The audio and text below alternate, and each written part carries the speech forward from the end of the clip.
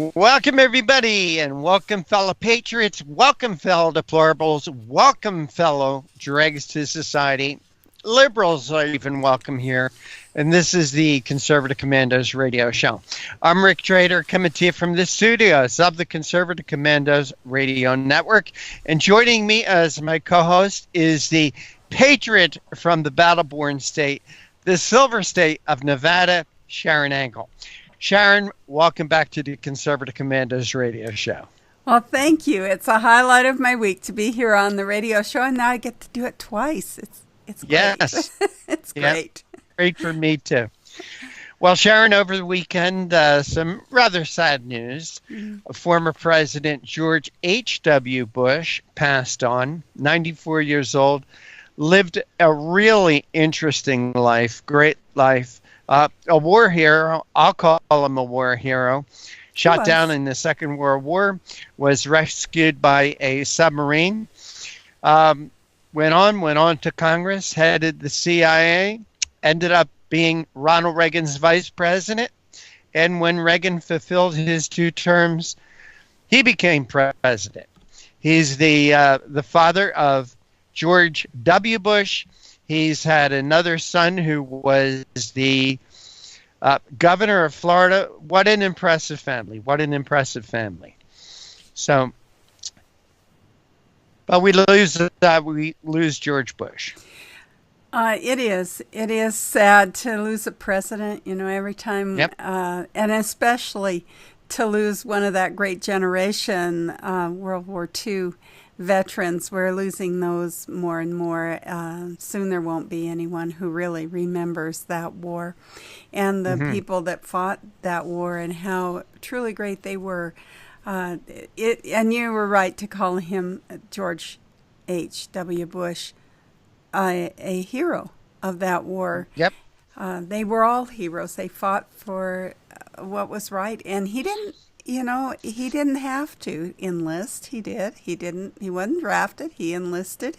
He didn't have to enlist. He was from a very privileged family.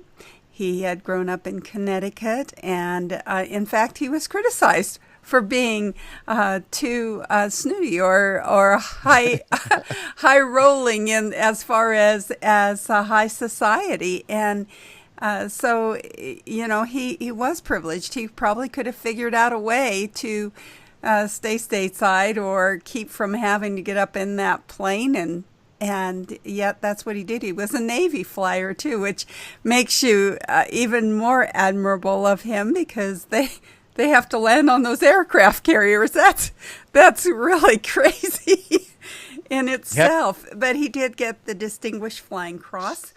I think that his political career, though, was very interesting from the beginning. He was the son of a politician. I didn't know that he had there's a legacy there in the Bush family, and he was the son of a politician, a senator, and so then he has kind of, as you say, passed it on to his children as well. He has other children besides Jeb and George W. That didn't go into politics, but and he also lost a daughter at a very early age from leukemia. So he didn't lead the life that you would think of that privileged class. He had his rocky spots as Everybody well. does. That's part of life, Sharon, and everybody has the rocky spots. But I think, what a tremendous legacy. And there's a lot you can say about George H.W. Bush and his presidency. One of the things, funny little thing, after his first 100 days as president, they were assessing his performance during the first 100 days. And I thought it was interesting what someone said as his greatest asset, that his greatest asset was his wife, Barbara. His presidency was a one-term presidency. As we mentioned, he was Ronald Reagan's vice president. He was then elected in 1988 to follow Ronald Reagan. very interesting that when he ran again in 1992, he did not get Ronald Reagan's endorsement. Well, and there's a good reason for that. There's a good reason for that, and this is the place where, when we talk about politicians, stuff happens, and when we talk about Potomac fever, stuff happens, and I'm not sure that was what happened to George H.W. Bush, but it certainly looked like that was what happened. He went in with a Democrat Congress, thinking that he could work with them, making some compromise and come out, everybody wins. And it isn't that way. When you deal with the Democrats, and we're going to get to do that again in the beginning of 2019 when they take office in the House, we're going to have to deal with this again. And I hope that our president has taken a good lesson from what happened to George H.W. Bush when he tried to negotiate with the Democrats. And what he did was he negotiated with them what he thought would be an economic help for our country at the loss of his own reputation. And we all remember him saying, at least those of us that have lived that long, remember him saying it was his campaign speech pivotal winning point was, read my lips, no new taxes. Boy, that one come back to bite him big time. It did. Big time. Well, Sharon, when you talk about compromise, I've said here before, you cannot compromise with the liberal. See, liberals and the rest of us think differently about compromise. We think, well, we have differences. We meet somewhere in the middle. Each side gives a little, takes a little. We meet in the middle, and then that's it. Well, liberals see compromise as just one step in the direction that they want to go. All right. So you compromise with them. You give them this much. They say they're happy with that, but then they want more, and then they want more, and then they want more. And I think that he could have saved face and maybe even been reelected, Sharon, if he would have said to the American people, I made a mistake. I know I said no news taxes and then raise taxes because I thought I could compromise and get along with these people on the other side. I have learned a lesson. You cannot. Please trust me that I've learned my mistake. It will not happen again. I think that if he would have went to the American people that way, I think that they would have been more understanding of him and maybe given him a second chance. Well, they might have, because he didn't do such a bad job in his first term. It was just that when he went back on that promise, and as you said, he didn't see it as a mistake at the time. He thought he could outrun that. He also thought he could outrun another thing that the press just kind of hammered him for, and it really did make him a laughingstock at some points. And it was really actually a kind of a sad thing that happened, but he was at a state dinner in Tokyo, hosted by Kiichi Miyazawa, the Japanese prime minister, and he turned white and then vomited on his host and fainted. And so there he was. The press got that, right? I don't think that they ever reported that he was actually sick, that he was fainted away. And when your president passes out, that becomes a cause for alarm, because during his absence there, the vice president actually becomes the president. You can't have your president incapacitated, and yet that's not the way that the press reported that story. Nope. They just say, well, he threw up on the prime minister, and that was the end of the story. And we chuckle about it still, because that was the way that the press reported that, not as this is a big deal, our president is sick in a foreign country and we should be on alert. It was, oh, look, there goes George Bush again. I think he was the one that tripped coming off the plane too, didn't he? I can't remember that. I don't remember him tripping. I remembered Gerald Ford tripping. Gerald Ford, yeah. So it's the press. You know, they are so unkind to anyone on the Republican side, even Republicans that try to make a compromise and try to run that middle of the road. And he has regretted. He actually regretted some of his right leanings, which I thought were interesting things in his memoirs. He wrote that, you know, he wasn't too happy about having to take some of the more conservative stands, what he called extreme right stands, like read my lips, no new taxes. Gosh, that's what makes us extreme over here on the Conservative Commandos Radio Show. Right. Well, in spite of, you know, him being a war hero, he being vice president and president, he had a major success in Iraq. I remember after the Iraq war, his approval rating was like 89%. And just a year or so later, voted out of the White House. Well, and God bless you, President. God bless you, President Bush. Hey, Sharon, we got to go to a break, and we do have three great guests joining us once again here on the Conservative Commandos, and we'll tell you who they are and what our topics for conversation will be. But you are listening and watching the Conservative Commandos Radio Show with Sharon Angle and yours truly, Rick Trader. And I get to say this once again. Today's show, like all our shows, is being brought to you by the First Amendment, protected by the Second. Sharon and I will be right back.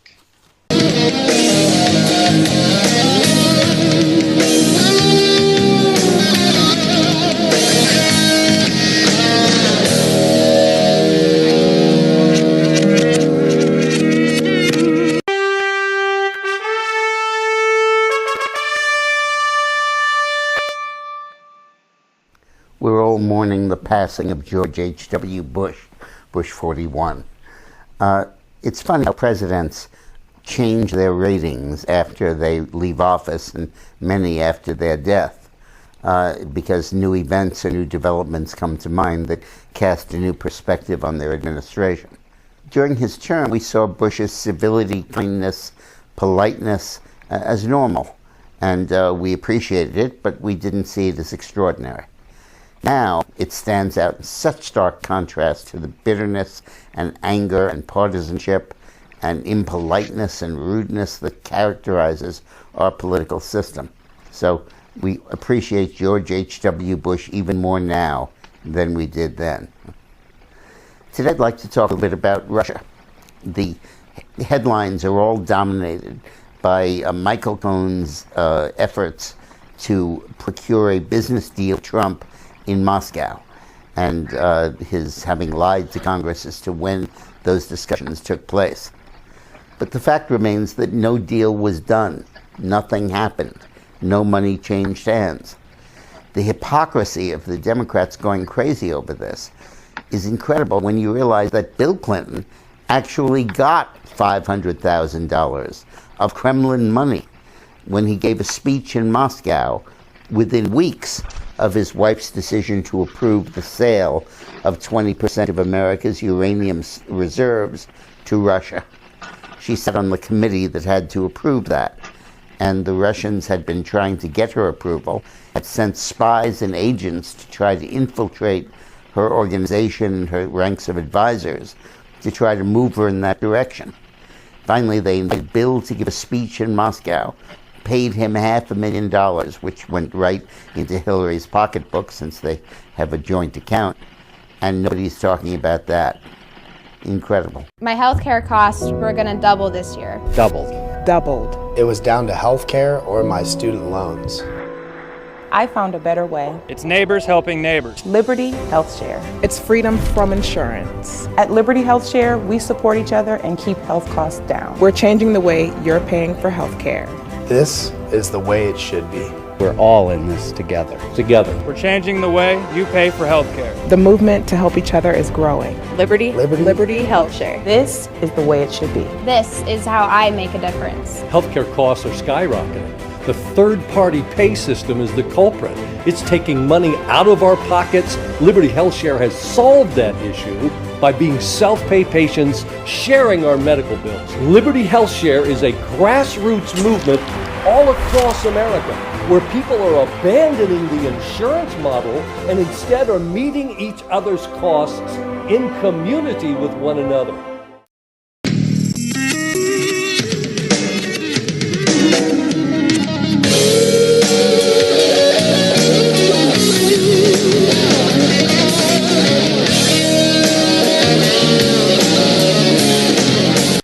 And thank you for staying with us. This is the Conservative Commandos Radio Show with Sharon Engel and yours truly, Rick Trader. Please like us, friend us, and follow us on Facebook and on Twitter. Check out rebroadcasts of our show. For the radio version, go to ccrshow.com, ccrshow.com. You can hear our latest show. Or if you'd like to see our TV show, our latest TV show, you can go to conservativecommandosradioshow.com. Sharon, we have 3 great guests joining us. We do, and before we leave the topic of our president, George H.W. Bush's passing, I just wanted to make one more note. He appointed Clarence Thomas to the bench. Probably one of the best things he ever did. So I wanted to commend him and his family for those things. Really, George W. Bush made some good appointments as well. So we're kind of indebted to the Bushes for the conservatives that we do have on our Supreme Court. But as you say, we have some great guests. Our first guest is Dan Gaynor, who's the Vice President of Business and Culture for MRC and a veteran editor with more than 2 decades of experience in print and online media. He has served as an editor at several newspapers, including the Washington Times and the Baltimore News American.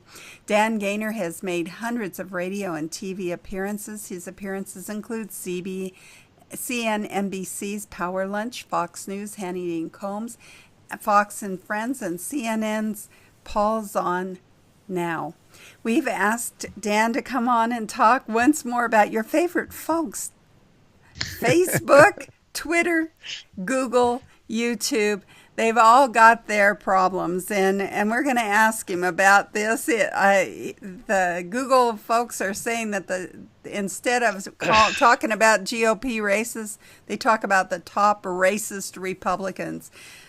Twitter has a whole problem with anybody who misgenders trans people. That'll be an interesting topic with Dan. And then finally, your absolute favorite, the one that you go to jail for regularly, and that's Facebook, and how they censor voices that needed to be heard. That, of course, is the First Amendment, and that's where we as you always say, here we run on that First Amendment freedom of speech at Conservative Commandos Radio Show. Our second guest is Liz Peek. She's a Fox News contributor and a columnist for The Hill and FoxNews.com. She's a weekly guest on several Fox business shows, including Varney and Company, Making Money with Charles Payne, After the Bill, and Evening Edit. Prior to becoming a journalist, Liz was a top-ranked research analyst covering oil field companies and director of the international research for her firm. We've asked Liz to talk about an article that she's written, Trump Scores Big Wins at the G20. And, of course, we will be interested to see what those wins are, because he's coming off of what the media is pronouncing as the big loss. Our third guest is Craig Richardson, who is the president of the Energy and Environment Legal Institute and is a seasoned professional with more than 25 years of experience. He previously served as executive director of American Danish Business Council and the leadership for America's Future PAC, Lead PAC, a PAC founded by former Congressman Steve Largent. In addition, He has provided strategic communications and fundraising services to political clients and worked for the re-election campaigns of several U.S. senators and U.S. representatives. He's also written an article entitled "Bogus Climate Change Lawsuits Need to Stop."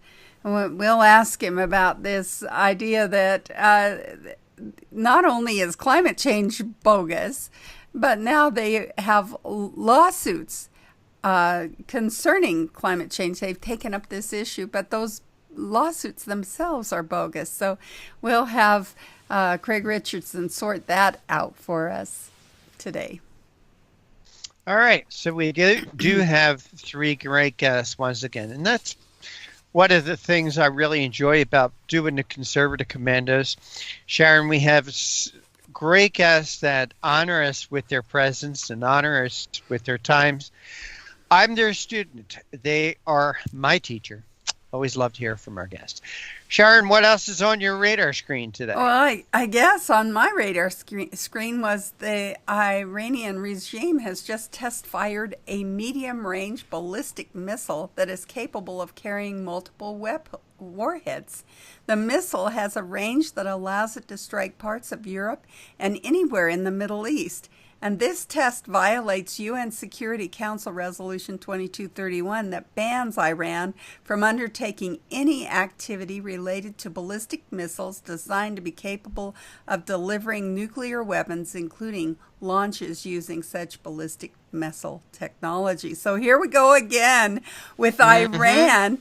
And Pompeo on Saturday said that that Iran had tested this missile and had violated the United Nations resolution. I wonder what Barack Obama thinks about that. And I wonder all those billions of dollars that Obama gave Iran. Yeah, I wonder how valuable that money was to Iran to put together to build these missiles.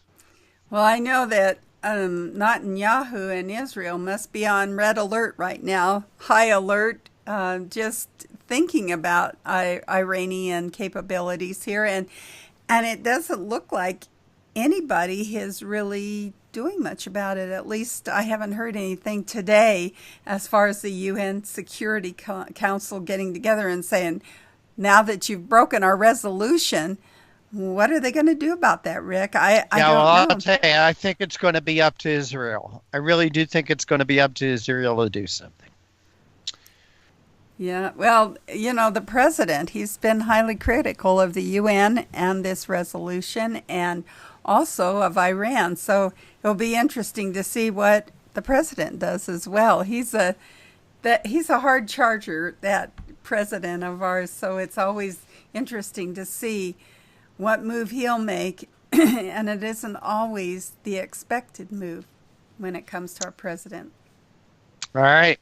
Sharon, with that, we do need to take a break, and you are listening and watching the Conservative Commandos Radio Show with Sharon Engel and yours truly, Rick Trader, coming to you from the studios of the Conservative Commandos Radio Network. Don't go away. On the other side, we'll be speaking with Dan Gaynor. Dan is the president of Business and Culture for the Media Research Center. We're going to be talking about the latest news on Twitter and Facebook from MRC. Don't go away. We will be right back.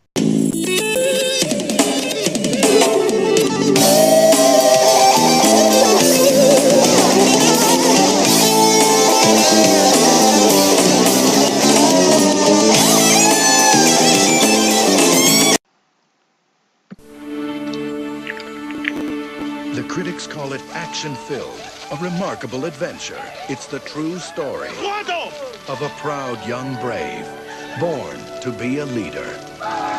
In an untamed land, the moment was his. I've spotted a tribe going ashore! Until he was ripped from his world and forced into another. You can't run away from me, Indian. I own you now. No! Ladies and gentlemen, Squanto the Savage! Captain the Savage! Whoever this creature is, he needs our help.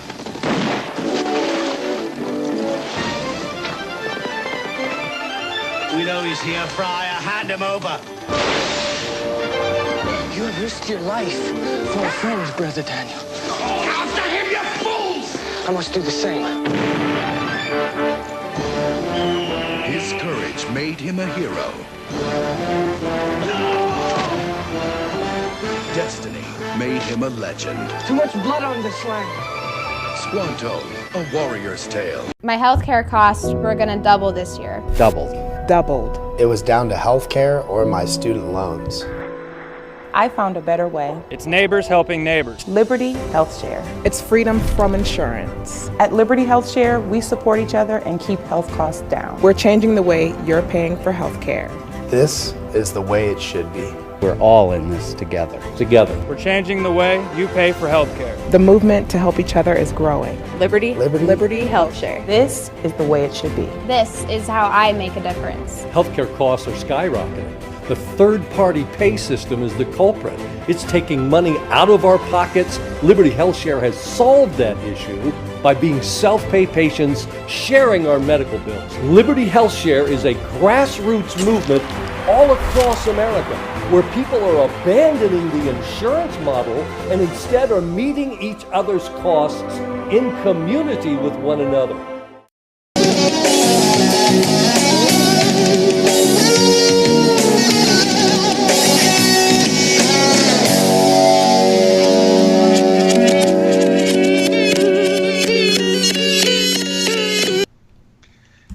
And welcome back. Welcome back to the Conservative Commandos Radio Show with Sharon Engel and yours truly, Rick Trader. For rebroadcasts of our shows, check out our websites. For radio, it's ccrshow.com. That's ccrshow.com. That's our radio side.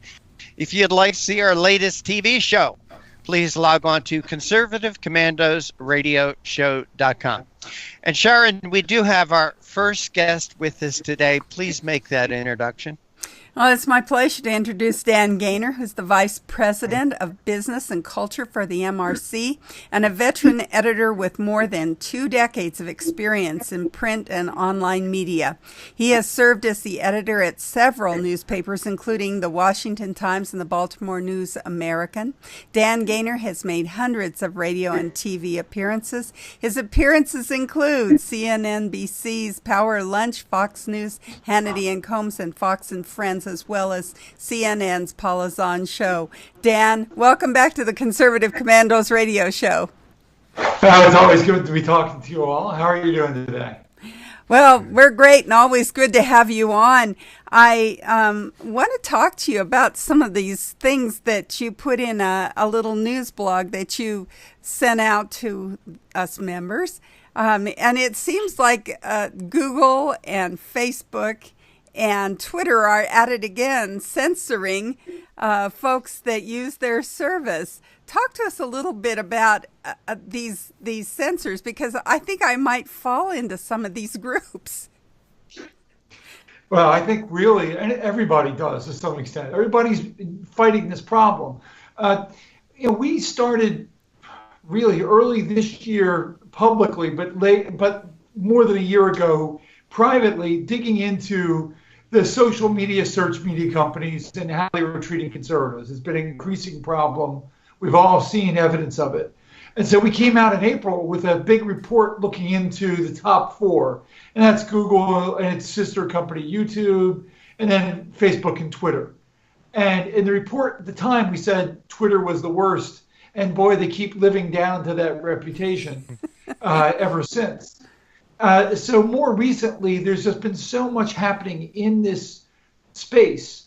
What has happened is now, just this week, Google CEO Sundar Pichai is scheduled to speak in front of Congress. I think that's going to be postponed till next week because of George H.W. Bush's demise. So when he goes, he's going to face a lot of questions about some of the concerns of Google, whether Google is adjusting its search engine, its algorithms to target conservatives.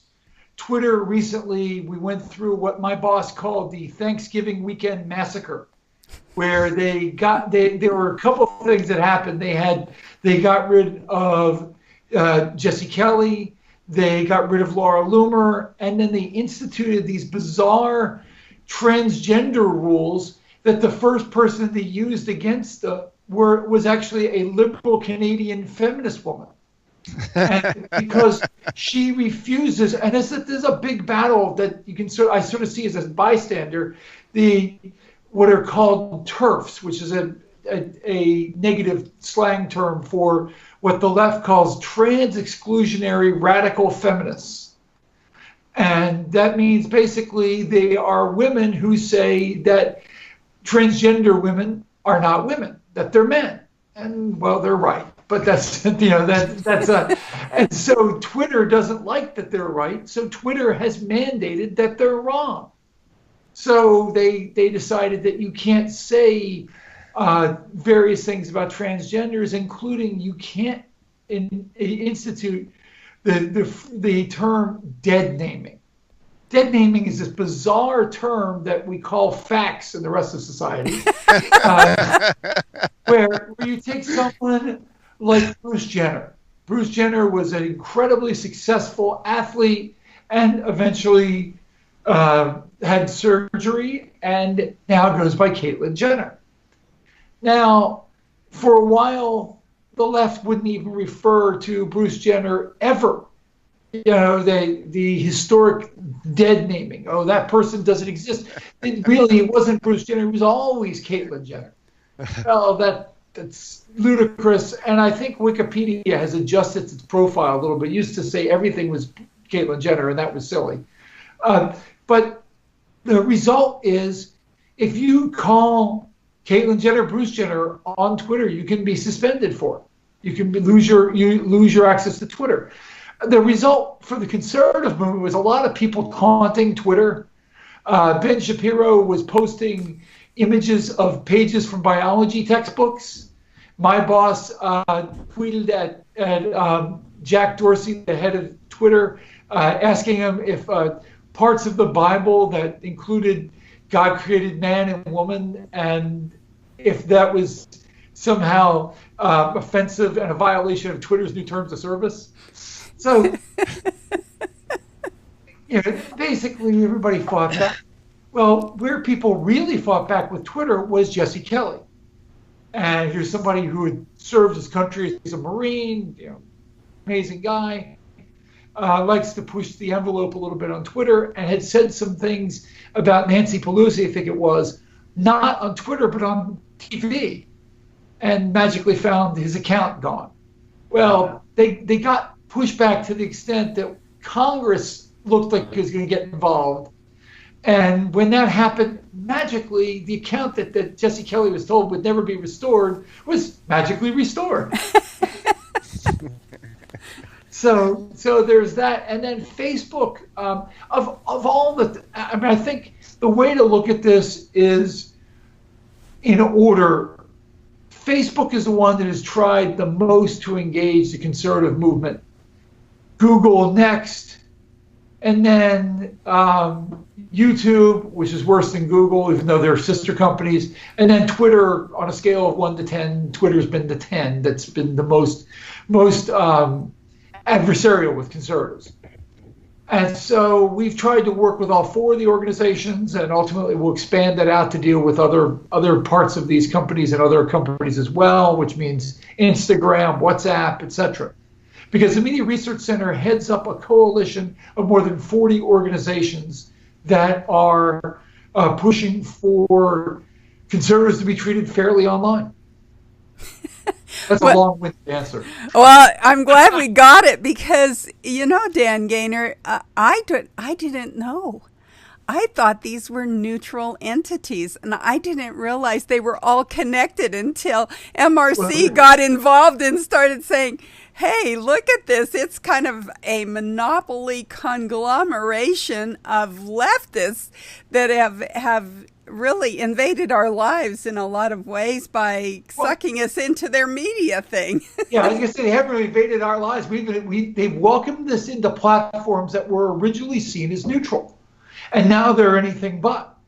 And I mean, you look at Twitter. Twitter, one of the Twitter executives at one point a few years ago referred to, like the free speech location of the free speech party or something like that. And now Twitter regularly restricts content. Regularly. And I understand I'm going to cut them a little bit of slack and say, I understand the nature of the problem.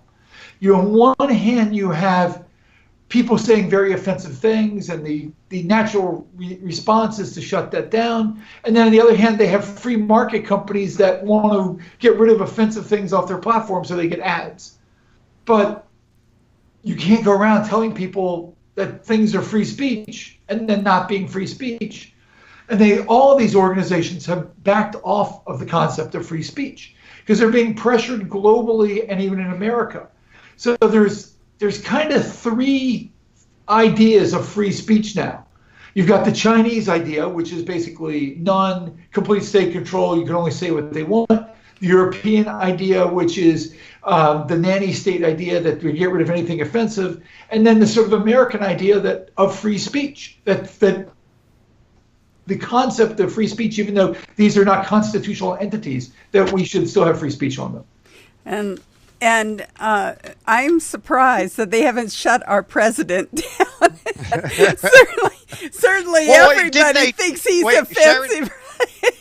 Sharon, didn't Twitter, and Dan, maybe you could help me out here, didn't Twitter actually suspend his account at one point?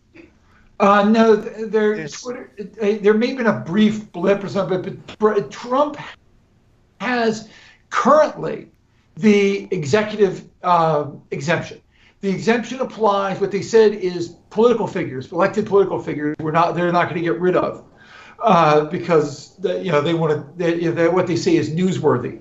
But what Twitter also is probably saying is it doesn't want 47 million or 50 million, whatever his current number of followers, to walk away and give Twitter the finger. But what has happened is Fox has done this.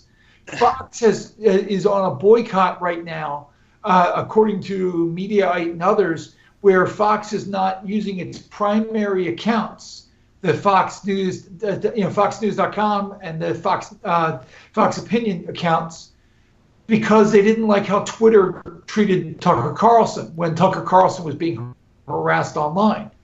And so they've said, okay, well, they've done something, they're not tweeting. And that's, I think, a very weird situation. So you also had Instapundit, Glenn Reynolds, who wrote a piece in USA Today today that said this is why he thinks Twitter is toxic and divides us more than anything ever. So he's off of Twitter now.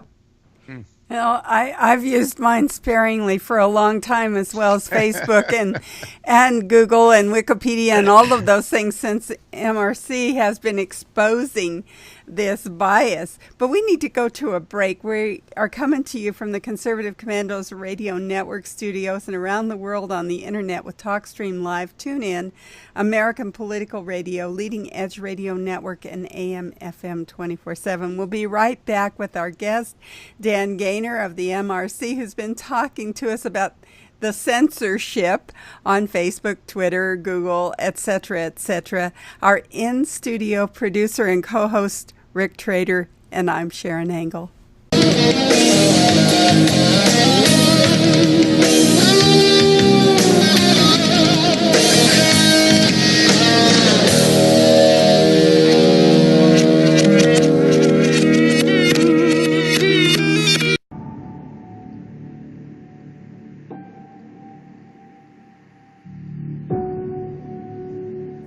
Allegations of voter fraud, the claims raising questions about the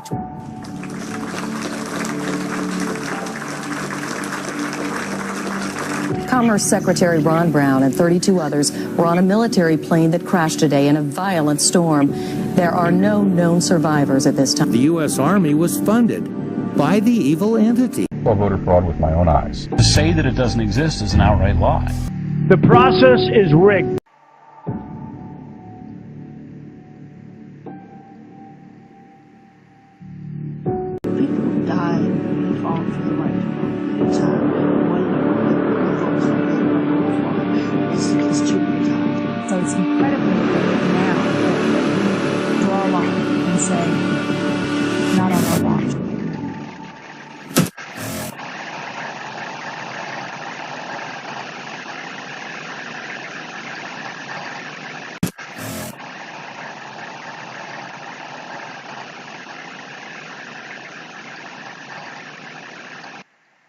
we're going to double this year. Doubled. It was down to health care or my student loans.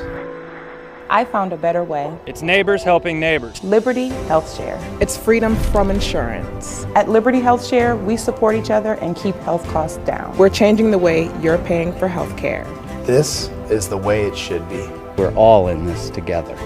We're changing the way you pay for health care. The movement to help each other is growing. Liberty Health Share. This is the way it should be. This is how I make a difference. Healthcare costs are skyrocketing.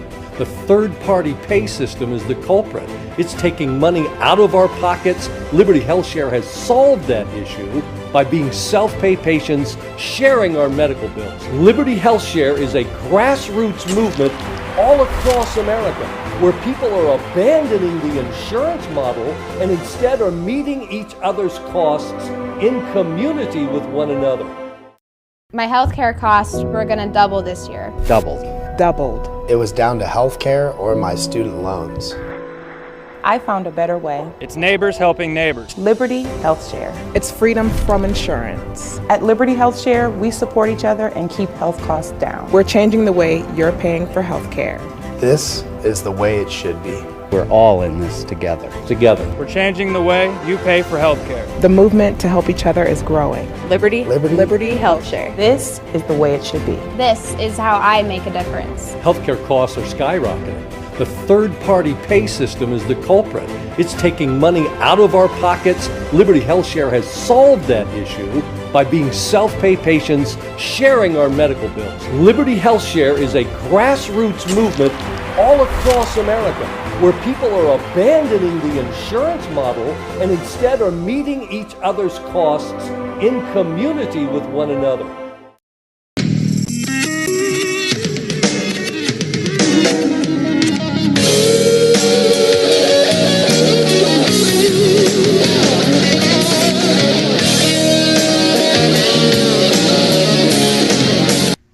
Thank you for staying with us. This is the Conservative Commandos Radio Show with Sharon Angle and yours truly, Rick Trader. I'd like to give a shout out to the folks who listen to us in Jacksonville, Tampa, and Villages, Florida, Las Vegas and Reno, Macon, Georgia, Lancaster and Pittsburgh, Bouldering, Colorado Springs, Milwaukee, Long Beach, California. And now you can see us if you live in Northern California as part of the AUN Television Network. Our guest this segment is Dan Gaynor. He is the Vice President of Business and Culture for the Media Research Center. Hey, Dan, thank you for holding through that break. We appreciate your time.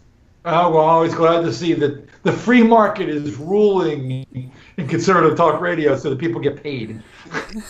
Well, that's absolutely true. And, it's the real world. I mean, everybody, got to stay live. Listeners realize that, but that is how this program exists. And so I'm glad, I like more breaks. Well, we like to keep them to a minimum. We really do. But we do have to take care of certain things. Dan, one of the reasons I wanted to have you on is I'm always attracted to articles that talk about Facebook and Google and Twitter. I am a repeat offender as far as Facebook jail goes. Thank God there's not a 3 strikes you're out rule, or I would have been done a long time ago. Hey, Dan, in the first part of the interview, you were saying to Sharon that you tried to work with them. What did you mean by that? How did you work with them? Well, we've had several meetings with different organizations. Facebook. I think this started back. Remember when the first report came out a couple of years ago that Facebook was manipulating its news feed. My boss, Brett Bozell, went and met. He's one of many people who went and met with Facebook, and so we've tried to have a dialogue since then. But we've really tried to amp it up, and that means expressing our concerns about new policies, trying to interact with staff to try to make sure that they understand the thoughts of our coalition. And coalition, we released a statement when we formed the coalition, a 4-part statement, basically, calling for more transparency on hate speech and trying to basically make sure conservatives get a seat at the table.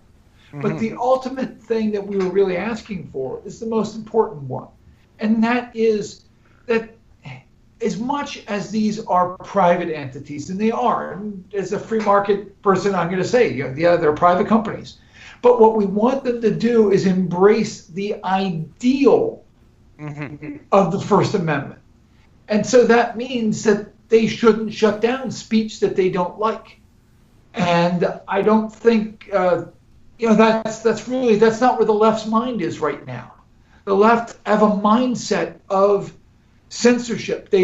And young liberals are being taught this in school. They're being taught in grade school, and high school, and college, that you can't say certain things, that you need a safe space. Well, the real world's not like that. The left is trying to make the real world like that, but they're first trying to make the online world like that. Yeah. Well, Dan, what I find is several things very frustrating with Facebook, Twitter, Google, and the like. Is number one, if you have a problem, there's nowhere to go. I mean, there's nobody you can contact. There's nobody you can call. There's nobody you can appeal to. And another very difficult thing with them is it seems like they have these arbitrary decisions, but you don't know where the goal line is. For instance, I post a lot on Facebook, especially in promoting the Conservative Commandos Radio Show, and they have things about spam and whatever, and I can understand, but I don't know where the goal line is. Well, and this is even worse. Mark Zuckerberg announced some proposed changes he said that they're going to do in Facebook, and one of the problems of what he said was wherever they put the edge, if they rein in speech so that you can't say racist stuff or what they've defined very, very broadly as hate speech, he said wherever they set the line, people run right up to the line, and the people who run right up to the line are the ones who get the most traffic. So what he said they're going to do, and this is just disturbing, he said people who run up to the line but don't cross it, they're still going to ramp down their viewership. Well, Dan Gaynor, we are a country of law, supposedly. For instance, the speed limit, people go up to the speed limit. People go over the speed limit a little bit, but we know what the speed limit is. Okay. Using the very example I used, speaking to some Facebook people, that is saying, we know in our society, speed limit is 55. You can go up to about 63, 64 and not get pulled over. Yeah. But it's not only things you can't say. For instance, we're governed by the FCC. We're on broadcast radio and television. We know about those 7 sinful words, thanks to George Carlin. But with these entities like Facebook and Twitter, they also want to revise history. For instance, Dan Gaynor, one of the times that I went into Facebook jail was for using the word Nazi. And, I made a post on there what the word Nazi meant. It means National Socialist. This was a movement in Germany in the 1930s. And by the way, the Nazi movement started with thugs dressed in black, running through the streets, protesting, beating up people, destroying property. Does that not sound like Antifa? But anyway. We've gone from brown shirts to, the 1930s to, what we got now. The term is brown shirts, but actually the Nazis started out in black shirts and black clad. It's a measure of how rapidly the things have accelerated in our country that when I made this comparison, talking about Antifa a couple of years ago, the left got all excited about it. Now they don't, now that seems, passe. It's not controversial. Saying that Antifa are fascist thugs. That's what they are. Right. Cowardly, demented fascist thugs who hide their face. It's interesting. They can't do that everywhere, and it really upsets them. We have in various parts of the country anti-Klan laws that prevent people from covering their face and going out and committing thuggery. Well, they don't like that. We're the good guy. Well, you're not the good guys. No, you're not. Hey, Dan, we only got a couple of minutes left, and I really wanted to get your opinion on this. You know, Dan, I'm a limited government guy. You know, we're a country of laws and we need them, but I'm a limited. So when I say this, it's almost like, gee, Rick, why are you saying this? But is it time? Is it time for Congress to look at these entities, Facebook, Google, Twitter, YouTube, sort of like antitrust? In terms of antitrust regulation. They broke up the phone company. Right. Here's the problem with that. Getting the government involved with the most powerful companies in the world doesn't mean you're going to like the result. It just means, you know, can you imagine the federal government writing hate speech rules? I know, it's worse than everything that Twitter, Facebook, Google, and YouTube have done, because the left will write those rules, not the companies. So I mean, you know, look, I'm sure the people who want us to collect taxes think that the IRS will be neutral, and it turns out it wasn't. I'm sure the people who, you know, pushed for the VA to get veterans health care thought that veterans would not be killed as a result. So I mean, yes, I think we should do everything we can to try to make this sort out without regulation, because ultimately regulation isn't going to play well for the conservative movement either.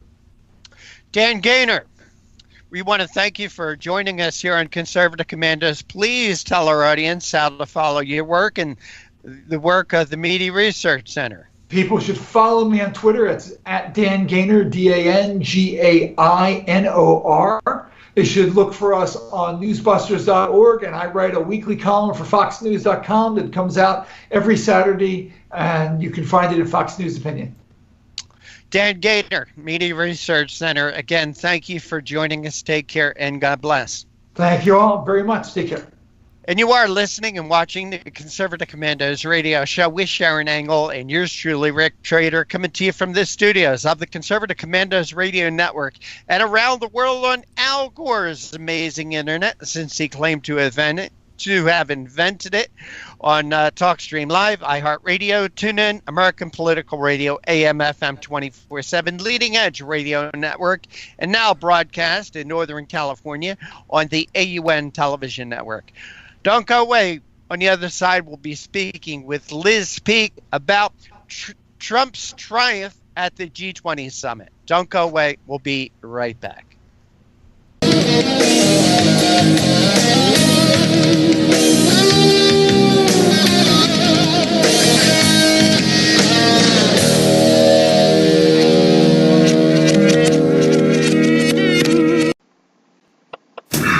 All right, listen up. We're looking for anything that looks like drugs or paraphernalia. Philadelphia Police Department, we have a search warrant. What is that smell? I mean, you gotta see this. Is this normal? I don't know. I've never been in an abortion clinic before. You are not gonna believe what I saw last night. How many? So far, we found over 30 of them. Healthy woman goes into a clinic, comes out dead, and there's no police report? Files have been moved recently. Look at this. You'll be the prosecutor who went after reproductive rights, and you'll be a racist to boot. You've got a lot of folk who'd like to see abortion outlawed. And this is not going to be the case that gives them an excuse. The prosecution has offered you a plea bargain, Dr. Gosnell. But I would have to admit I was guilty. I'm not guilty.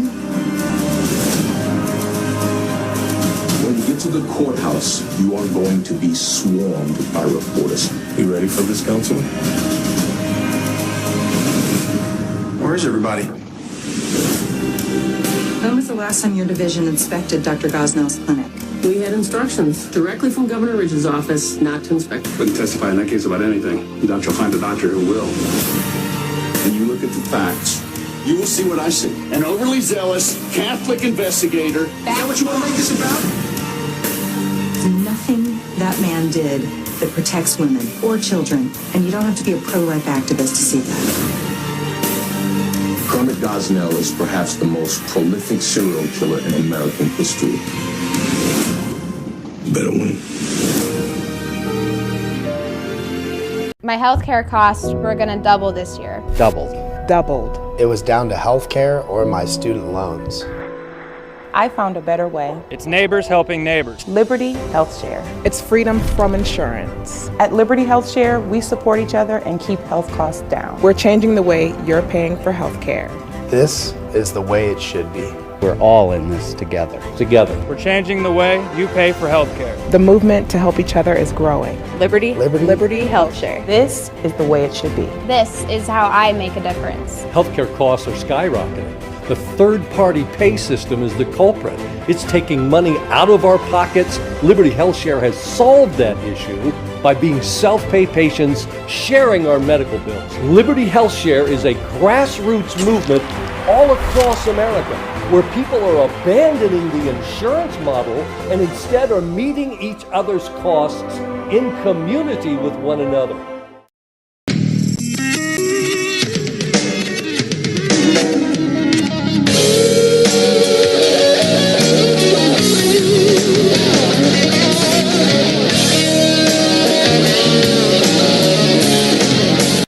Thank you for staying with us. This is the Conservative Commandos Radio Show with Sharon Engel and yours truly, Rick Trader. And if you'd like to suggest a guest, we always love to get our listeners' opinions. But if you'd like to suggest a guest, please email me at rick@conservativecommandosradioshow.com. And we'll do our best to get them on.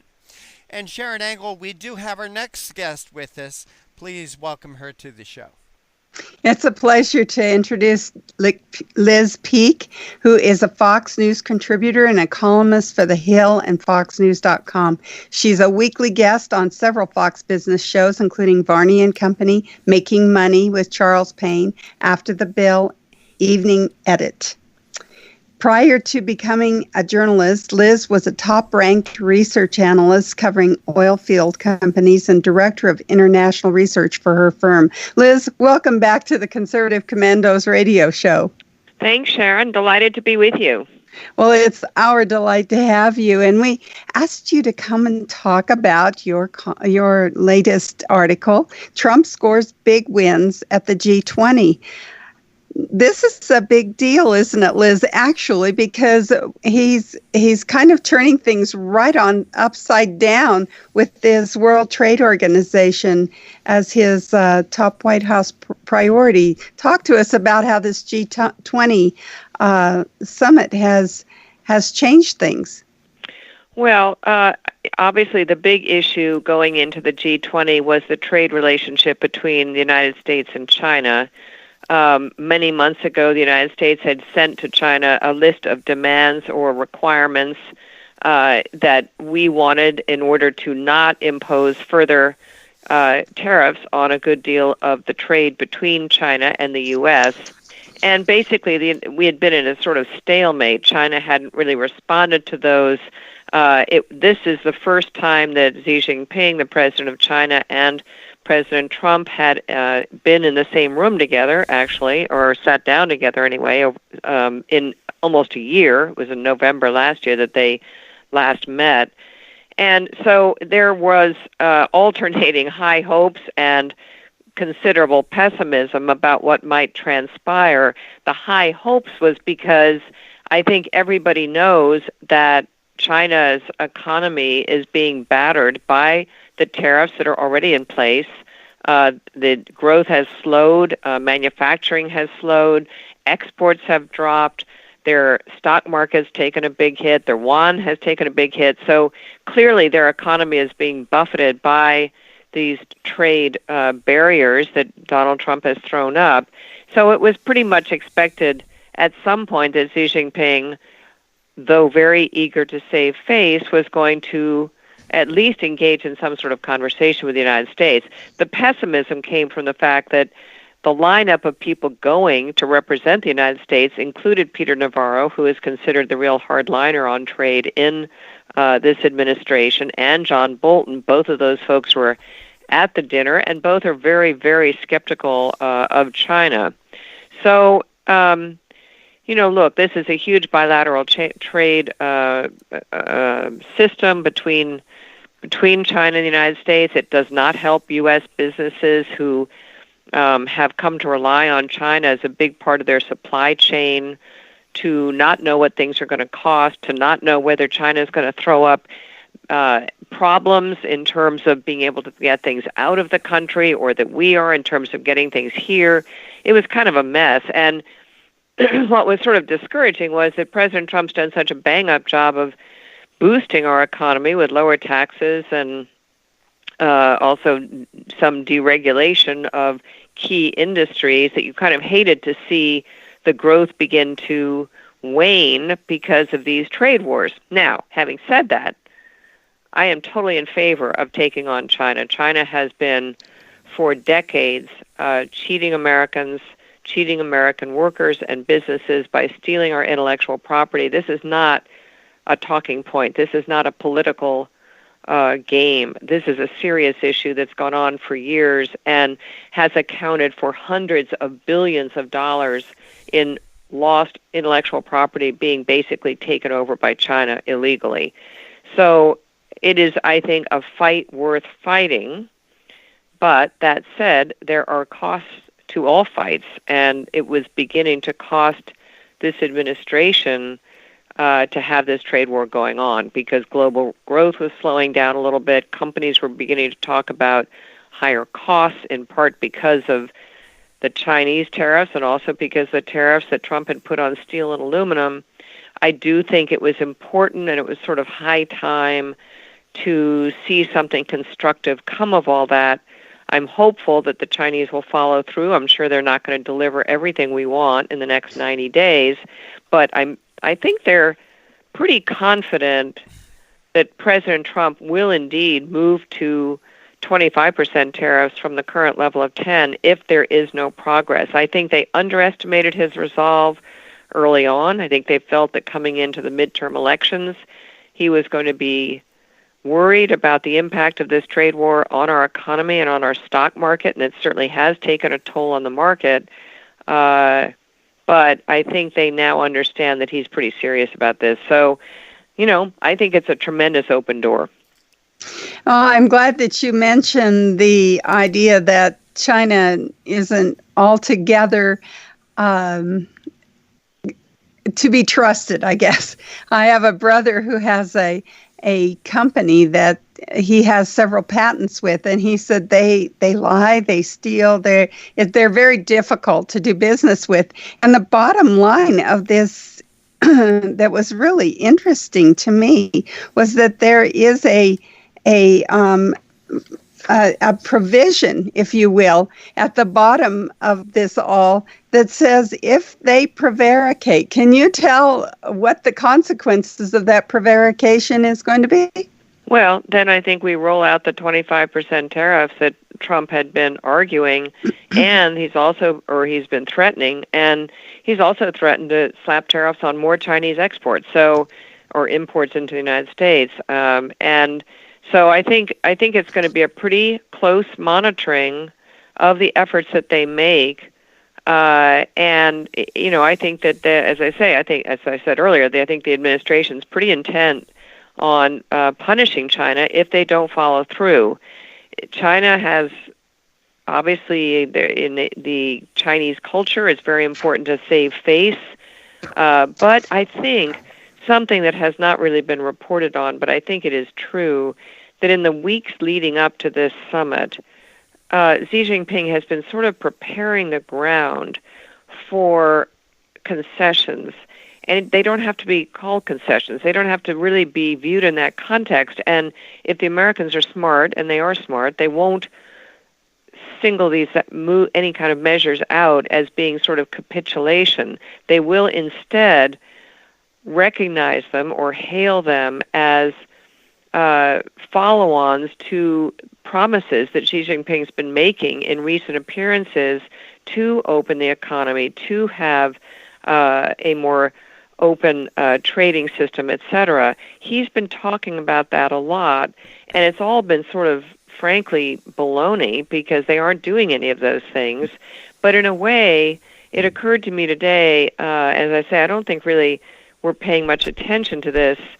It's been a way for him now to do some things, for example, giving more licenses to financial services companies that want to operate in China, or making it easier to have to open a business in China, to move a plant there or something without having a 50-50 local partner. And that has been one of the big sticking points. When you have a 50-50 joint venture partner, they basically have access, as you can imagine, to your manufacturing techniques, your materials inputs, all those kinds of things, which are intellectual capital. That's when they talk about the forced transfer of intellectual capital, that's what people are talking about, that they basically demand that you hand over all that stuff to your partner. So I think, in a funny way, I think maybe Xi has been preparing the ground for more accommodation of American demands, and hopefully that's what's going to happen. Well, I'm glad you went into that in a little more detail, because that exactly is a problem for us here in the U.S. But another problem that kind of came up with this GM closure of their plants in Ohio and Indiana was that the president criticized them and said, why don't you close your stuff in China and Mexico? Can you see, is there a nexus here? Is there a connection, if you will, between that statement and what happened at the G20? Well, one thing Trump tweeted after the G20 was that China is going to reduce or eliminate their import tariffs on cars.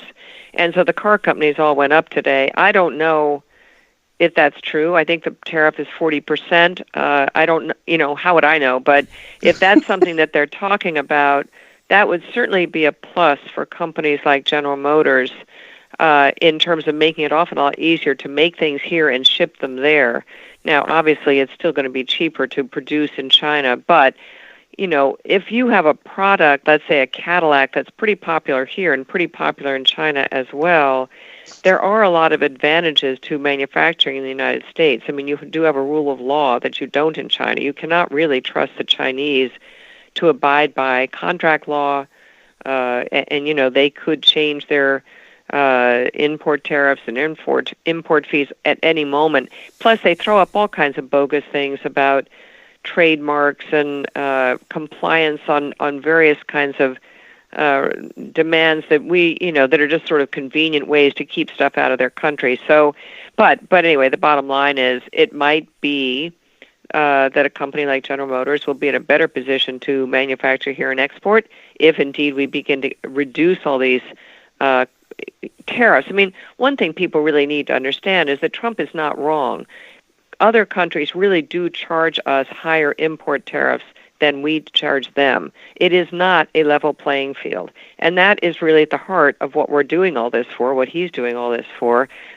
Whether we'll, actually see the numbers ever sort of stack up, I doubt, because China continues to maintain that they're a low-income nation, underdeveloped nation, which is ridiculous, of course.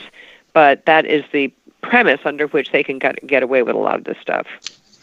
Well, I'm glad that you mentioned the disparity between the tariffs, because in your article you do talk about the European car tariff as opposed to how we charge the Europeans. So there is a real disparity here. I'll just read this. Maybe you can kind of go further with this and also enlighten us on Chinese tariffs and maybe around the world, because this is not just Europe, as we're pointing out in your article. This has global effects, if you will. But you say there is no plausible reason why we charge imported European cars a tariff of only 2.5%, while the EU imposes a 10% tax on cars exported from our country. Go ahead, Liz. Well, I think that kind of speaks for itself. Yes, it's not level. We do charge a 25% tariff, I should say, on light trucks coming out of the EU, but for the vast car market, we are disadvantaged, and there really isn't any particular reason for that except history and the fact that no one ever demanded that it be changed. I mean, I think at the end of the day, that's what's sort of refreshing and encouraging about the road that Trump is traveling is that he's willing to challenge everything, whether it's been in place for a year or 50 years. You know, if it doesn't seem right to him, he's willing to talk about changing it. And all of these changes were down to the benefit of the United States. So, you know, people should be kind of on board with this. I understand there's some pain and suffering right in the beginning, particularly for farmers and others who have seen their exports drop. But the truth is, this is good for this country. We need to go to a break. We've been talking with Liz Peek, who is a Fox contributor, about her article, Trump Wins Big or Scores Big Wins at the G20. We'll be right back after this break with our in-studio producer, Rick Trader. I'm Sharon Engel, our guest, Liz Peek, and we are coming to you from the Conservative Commandos Radio Network studios and around the world on the internet with TalkStream Live, iHeartRadio, TuneIn, American Political Radio, Leading Edge Radio Network, and AM/FM 24/7. We'll be right back.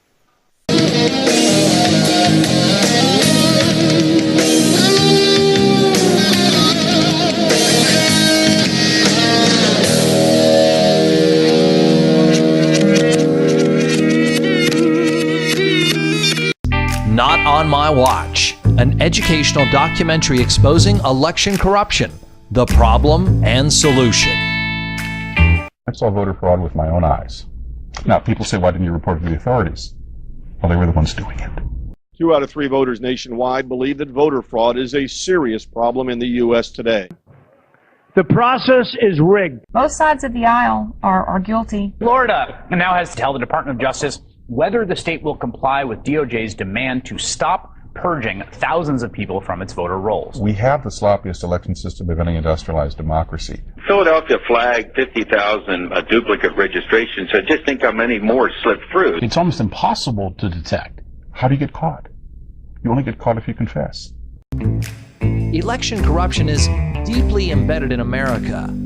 Quote, election fraud is a crime that usually pays, unquote, writes Tracy Campbell in his book, Deliver the Vote, A History of Election Fraud, an American political tradition from 1742 to 2004. We have a right not to have our vote canceled out by someone who shouldn't be voting, someone who's an illegal alien, someone who's a felon not eligible to vote, someone who doesn't exist. If they vote, they cancel your vote out as much as if you're prevented from voting.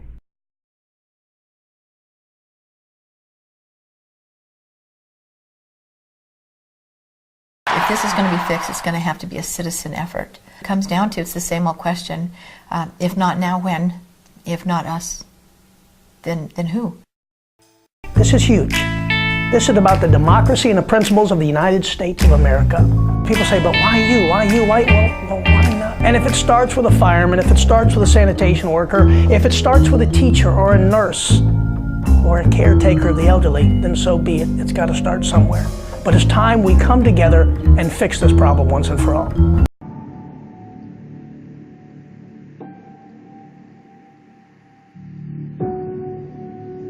Serious allegations of voter fraud, the claims raising questions about the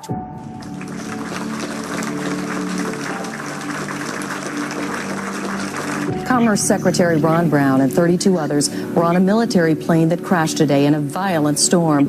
There are no known survivors at this time. The U.S. Army was funded by the evil entity. I saw voter fraud with my own eyes. To say that it doesn't exist is an outright lie. The process is rigged.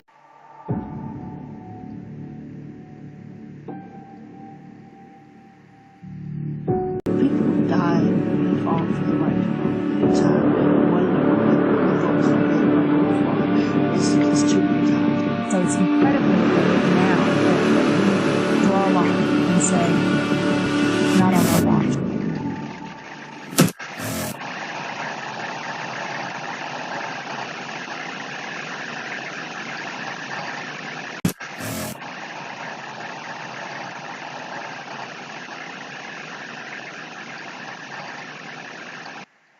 My healthcare costs were going to double this year. Doubled.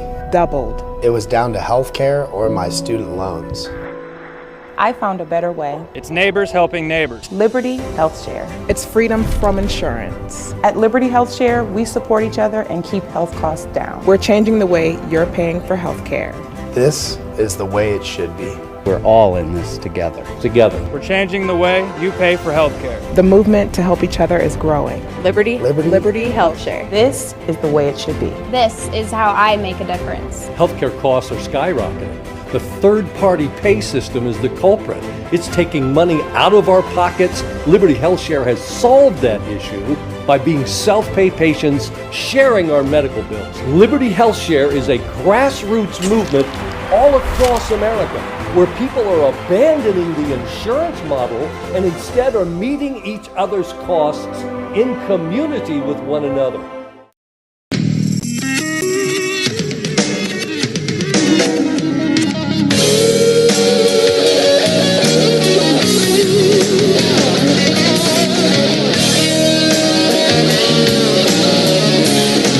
And thank you for staying with us. This is the Conservative Commandos Radio Show with Sharon Engel and yours truly, Rick Trader, coming to you from the studios of the Conservative Commandos Radio Network. Our guest this segment is Fox News contributor and columnist for The Hill and FoxNews.com, and that is our Liz Peek. Liz, thank you for holding through that break. We really appreciate your time. My pleasure. Happy to be with you. Liz, we're discussing your article, Trump Scores Big Wins at the G20 Summit. You write in this article, it was an all-around win-win for the president who needed one. Liz Peek, how bad did Donald Trump need this win? Well, look, I think he's had a tough couple of weeks. Obviously, the Mueller investigation kind of got very live last week. Michael Cohen's plea deal was just sort of another shot across the bow. And in addition, you have Democrats who recently took over the House of Representatives, which was not a great surprise, but now threatening all kinds of subpoenas and investigations and impeachment processes and so forth.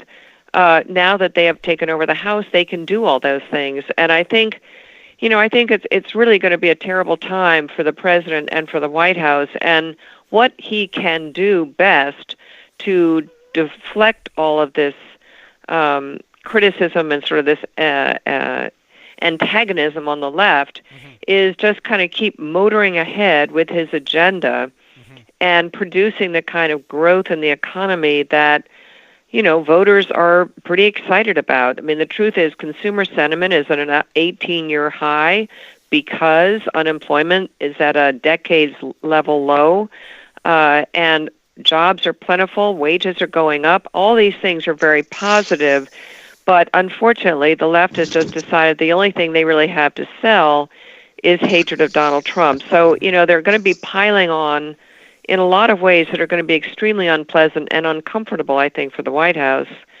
But in addition, as I mentioned earlier, you've had some signs that the trade battles that he has engaged in has lowered growth in the United States a little, not much, but in China definitely, and a little bit in Europe. Europe, what we had a year ago was synchronized global growth. We don't really have that anymore.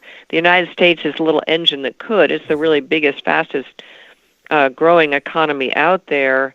But I think it was just time that we began to see some benefit, even if it's only future benefit, from the trade war that's been going on. It's all very well and good to be aggressive, antagonistic towards China and everything. I agree with all of that, but it has to have a point. And I think there was no game plan, or at least we hadn't really been told of the game plan, and I think we needed to know what it was. Liz, in addition to the trade issue with China, apparently there was some advances made on a couple other fronts. Number one with fentanyl. Number two, that Xi also vowed to help denuclearize North Korea. So I think they're important issues too. They are certainly important issues, and again, the proof will be in the pudding. But look, President Xi is the person who can really make something happen in the North Korean in the Korean Peninsula. Now, I got to say, backing up, there's already stuff going on in the Korean Peninsula. You have a much more open line of communication between North and South, and has been the case for years.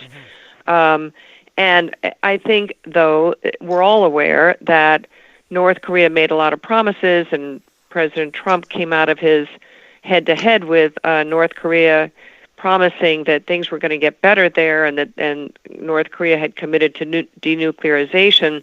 Well, what we have seen since is that they are still working on their nuclear sites. They're probably still developing weapons. And so the only country, really, that has any sway with North Korea is China. All of just about the entire export of North Korean goods goes through China through various subversive ways. But you know what happened? It really, after the Mar-a-Lago meeting last year between Trump and Xi, China did join in, I think for the first time really, a very hard embargo against North Korea exports, and it had an impact. I mean, North Korea's economy just, was crushed, and that's why they came to the bargaining table, and that's why we had the head-to-head meeting with Trump and Kim.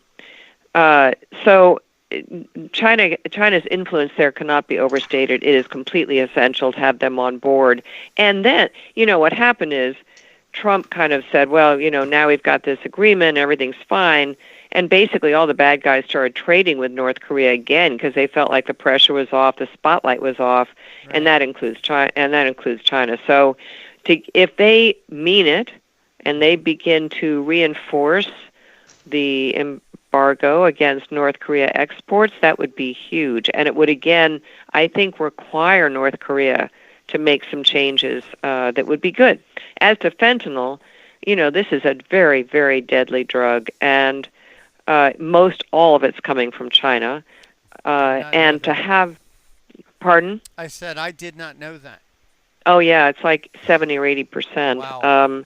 And the damage being done by it is just gigantic across America.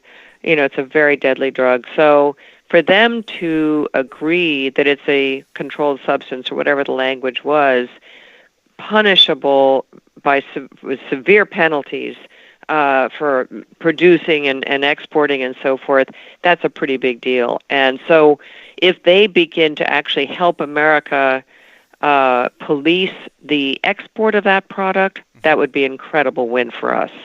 Liz, do you have a minute for one off-topic question? Sure, of course. Your reaction to GM? Well, look, being in the auto business in the United States is not easy. I think General Motors kind of placed their bets in the wrong places. I think they felt that high oil prices were high and going higher, and that what people were going to want were small, light cars that had great fuel efficiency and electric cars. I sort of think there's a tie-in with Macron here. Everyone thinks that consumers are really buying into the whole climate change scenario, and they're ready to sort of commit personally to behaviors that might down the road be helpful to curbing emissions, but they're not ready yet. And the truth is, Americans like their big, heavy SUVs. That is what's selling. Right. They're selling partly because gas prices aren't as high as they were a couple of years ago. Gas prices have come down about $1.50 a barrel, $1.50 a gallon versus a couple of years ago. That's pretty huge to consumers, and it really does amazingly impact what kind of car they want to own. So what's hot this year? Light trucks and SUVs, and GM just simply, bet the ranch on small kind of subcompacts, which no one's buying. And the American taxpayer gets caught footing a lot of the bill. I'll tell you what Yeah. I thought when I heard about GM. A little statement, this guy, I can't remember his name, but he said something about Osama bin Laden being dead and GM alive. I kind of thought of that guy. Liz Peek, I want to thank you so much for joining us. Please tell our audience how they could follow your work and read your articles. Well, thank you very much. I have a website, lizpeek.com, P-E-E-K, and I'm also on Twitter, and I do tweet, and I do respond to tweets, so it's lizpeek is my Twitter handle, and I'm encourage people to follow me there because I always do tweet out everything I write. But thank you for asking. Liz Peek, again, thank you for joining us. Take care, and God bless. You too. Thanks so much, Rick. Bye-bye. And you are listening and watching the Conservative Commandos Radio Show with Sharon Angle and yours truly, Rick Trader, coming to you from the studios of the Conservative Commandos Radio Network. After this break, we're going to be speaking with Craig Richardson. He's the president of the Energy and Environment Legal Institute. We're going to be talking about bogus climate change lawsuits need to stop. Don't go away. We'll be right back with our next guest.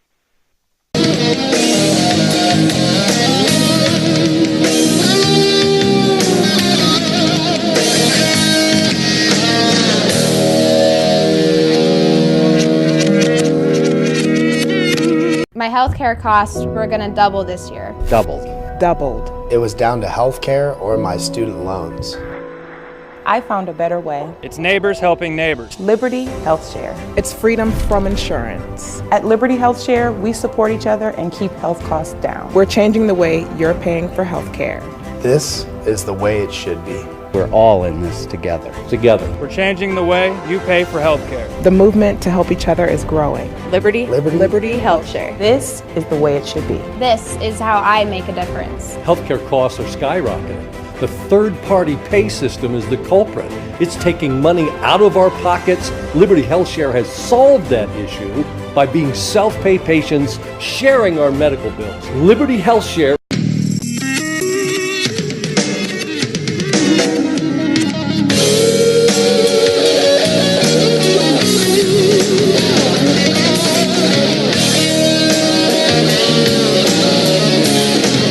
This is the Conservative Commandos Radio Show with Sharon Angle and yours truly, Rick Trader. For rebroadcast of our shows for radio, please go to ccrshow.com. That's ccrshow.com. That's for rebroadcast of our radio shows. And for rebroadcast of our latest TV show, please go to conservativecommandosradioshow.com.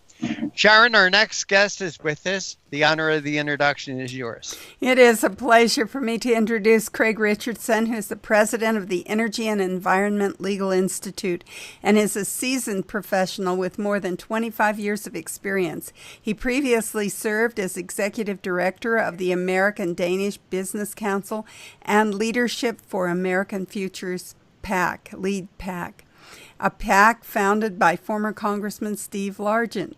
In addition, he has provided strategic communications and fundraising services to political clients and worked for the re-election campaigns of several U.S. senators and U.S. representatives. Welcome to the Conservative Commandos Radio Show, Craig Richardson. Well, thanks for having me. I appreciate the opportunity. Well, it's our pleasure to have you. And we asked you to come on and talk about an article that you wrote, Bogus Climate Change Lawsuits Need to Stop. How do we stop those? And we all agree that climate change in itself is bogus, but I think you're getting more to the point of the lawsuits themselves are bogus. Yeah, it's a little like that movie Groundhog Day with Bill Murray. I mean, we seems to be over and over again, and we were the ones, you may have recalled maybe 3 or 4 years ago now, or 3 years ago, when the former Attorney General of New York, Eric Schneiderman, got together with Al Gore and 18 of their other buddies, and they stood on a podium saying that they were Exxon knew, and we're going to go after Exxon, and our FOIA request, Freedom of Information, showed that this was nothing more than a Rockefeller-funded effort to essentially shake down these oil companies and do what they did in the 90s with the tobacco industry and essentially create a huge settlement. And so we blew that thing wide open, and after our FOIAs went public, I think by the end of the year, there's 2 left. It was Schneiderman and then Healy from Massachusetts that were left in this coalition, and then Schneiderman had his own Me Too issue, and you know, so every day, like I said, it's like Groundhog Day. Now we got a new Attorney General, and it's always New York, right? Because that's the home of the Rockefellers. ExxonMobil, ironically, is the 2 largest Standard Oil companies that merged. So,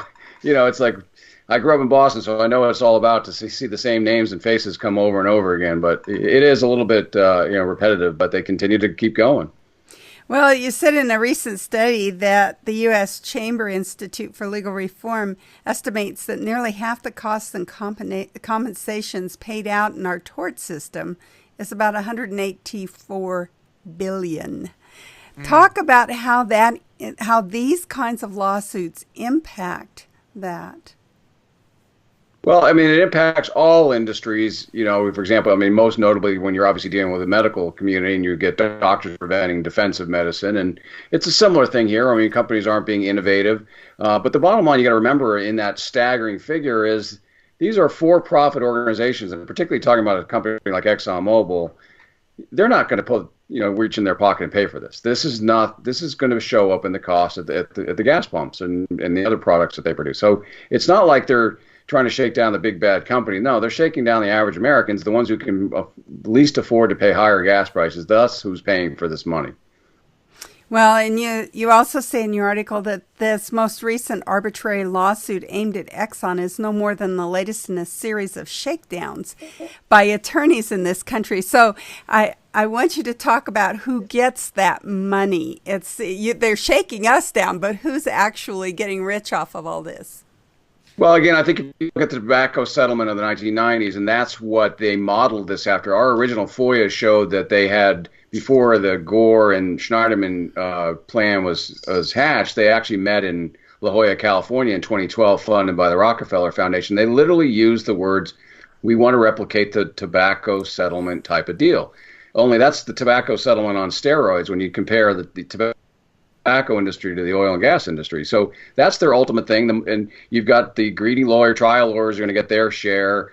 But most of all, you're going to get the states who are going to get their share. And the tobacco company is still the gift, settlement is still the gift that keeps on giving. I mean, a lot of these states will run ads and PSAs and things that have nothing to do with health. And it's all funded by the tobacco settlement. So that was their ultimate goal. That continues to be their goal, is essentially to try to take a piece of this company. And quite honestly, I'm not saying that Exxon's a victim in all this. They're playing both sides of the mouth as well. I mean, they're in for carbon tax. They're all in on these other programs. So, and I saw that in the tobacco industry as well. I mean, in the end, this is essentially lawyers from the companies and lawyers from industry and lawyers from the environmentalists. And the ones that are left out in the cold are the American consumers, regardless of where you live. Well, as a state legislator here in Nevada at the time of the tobacco settlement, what we saw was that they actually were killing the golden goose that laid that egg by all of the anti-tobacco stuff that they were doing. People stopped smoking as much, and so the settlement went down because it was based on a percentage of sales. And so what we thought was going to be a great boon for the state has actually turned out a little less than a happy thing. We should have actually settled for just a lump sum and gone on rather than taking these percentages. And I see that kind of looming out there for things like Exxon, because when they attack coal, Exxon coal just really hit the bottom here. Are they at all looking at those repercussions? Are they at all thinking about what they're doing when they begin to sue these companies? Well, I think there are so many layers to this, and behind the scenes, and they're not maybe necessarily directed to this one, but you got the Tom Steyers and the Bloombergs of the world. See, they're all in, not only in shaking down the oil and gas, but they're also all in green energy. The whole renewable energy effort is essentially to shift the use from traditional fuel sources, whether you're coal or you are, or natural gas, to green energy. And so they're already locked in that industry. So the whole thing is it's really a multi-level Ponzi scheme that these people are doing. And in the end, you got a bunch of really bright lawyers out of Manhattan who get together and connive and say, how can we mess around? And then all you need to do is drive through Kentucky, West Virginia, Colorado, parts of Wyoming, and see what they've done to those communities. They've essentially destroyed those communities which rely on coal. Those are great jobs. They've been multi-generational jobs. They're great for our economy, great for our businesses, and they're essentially saying, no, we as New Yorkers want to take all your money and to hell with you, basically. And so it really is that simple, and that's what these people are. They're greedy. Well, and I'm glad that you pointed that out, that they have nothing forward-looking. They're all about giving us rhetoric that somehow they're going to save the planet for the next generation, but really they don't care about the next generation, as you point out. They're destroying jobs. They're out there destroying industries, and it's just for the dollar that I can make today. That's what it looks like to most of us sitting out here being shaken down, as you say. Yeah, and if you want to know where this leads to, just turn on the television and look what's happening in Paris. I mean, look what's happening in France. That is a revolt. Literally, I feel like it's 1940 again, or 1789, or whenever maybe there's I can't remember exactly the French Revolution. It's like deja vu all over again. But you know what they're fighting over? Gas prices. They can't drive their cars anymore because gas is $7 or $8, $9 a gallon over there, and that's where this leads. If you start taking away and jacking up people's fuel sources and fuel prices, that's what you're going to get. You're literally going to get rioting in the street, and and we don't. Thank God we have this president, because he came in, he ran on a platform of energy dominance. You know, I'll ask you an open-ended: which country has the best emissions record right in the world right now? It's the United States. We are the cleanest of all. We don't even need any of those climate change policies like the Paris Accord. We're already achieving that based on some switches over to natural gas and some other efforts. We don't need a draconian regulation and to sue everybody to get there, because in the end we're all conservationists. That's the bottom line. We're not crazy environmentalists. We're conservationists. That I couldn't agree with you more about the conservation versus preservation stuff that goes on out here. But I want you now to talk about the solution. Is there a solution? You say it must stop. How do you figure we can stop this? Well, I mean, you can't unless you want to get tort reform through a Democratic House. You know, good luck with that. You know, so to answer your question, I mean, it is the American way, right? The legal system's the American way. I think all you can continue to do, I mean, I say, fortunately, in this case, at least Exxon's fighting back. Sometimes we get industries, and I know in your long history, you've probably seen companies that just fold over and they'd rather roll over rather than. So I think they've got to do what they're doing. They're pushing back. They pushed back in the federal one out in San Francisco. You know, and lawsuits are two-way streets. There's discovery both ways. I think countersuits what's good for the goose is good for the gander, right? So I think countersuits, I think people jumping on amicus briefs and things like that. Quite honestly, this kind of exposure through programs like yours, again,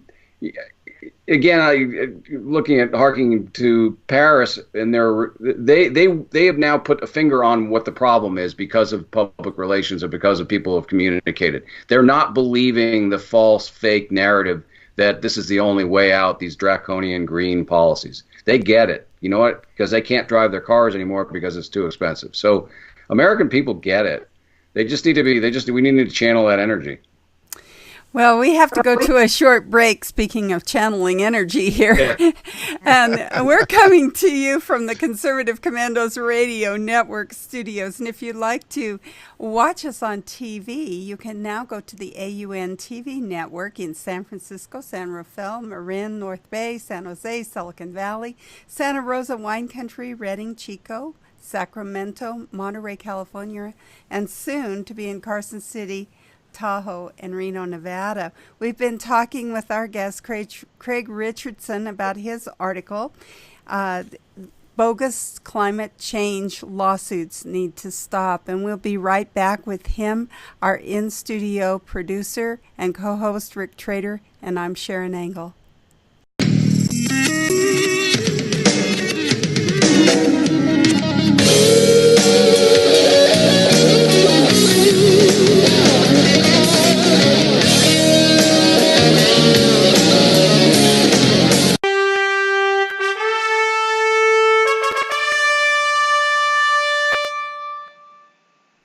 We're all mourning the passing of George H.W. Bush, Bush 41. It's funny how presidents change their ratings after they leave office, and many after their death, because new events or new developments come to mind that cast a new perspective on their administration. During his term, we saw Bush's civility, kindness, politeness as normal, and we appreciated it, but we didn't see it as extraordinary. Now it stands out in such stark contrast to the bitterness and anger and partisanship and impoliteness and rudeness that characterizes our political system. So we appreciate George H.W. Bush even more now than we did then. Today I'd like to talk a bit about Russia. The headlines are all dominated by Michael Cohen's efforts to procure a business deal with Trump in Moscow, and his having lied to Congress as to when those discussions took place. But the fact remains that no deal was done. Nothing happened. No money changed hands. The hypocrisy of the Democrats going crazy over this is incredible when you realize that Bill Clinton actually got $500,000 of Kremlin money when he gave a speech in Moscow within weeks of his wife's decision to approve the sale of 20% of America's uranium reserves to Russia. She sat on the committee that had to approve that, and the Russians had been trying to get her approval, had sent spies and agents to try to infiltrate her organization and her ranks of advisors to try to move her in that direction. Finally, they invited Bill to give a speech in Moscow, paid him $500,000, which went right into Hillary's pocketbook since they have a joint account, and nobody's talking about that. Incredible. My health care costs were going to double this year. Doubled. Doubled. It was down to health care or my student loans. I found a better way. It's neighbors helping neighbors. Liberty Health Share. It's freedom from insurance. At Liberty Health Share, we support each other and keep health costs down. We're changing the way you're paying for health care. This is the way it should be. We're all in this together. Together. We're changing the way you pay for health care. The movement to help each other is growing. Liberty Health Share. This is the way it should be. This is how I make a difference. Healthcare costs are skyrocketing. The third-party pay system is the culprit. It's taking money out of our pockets. Liberty Health Share has solved that issue by being self-pay patients sharing our medical bills. Liberty Health Share is a grassroots movement all across America where people are abandoning the insurance model and instead are meeting each other's costs in community with one another.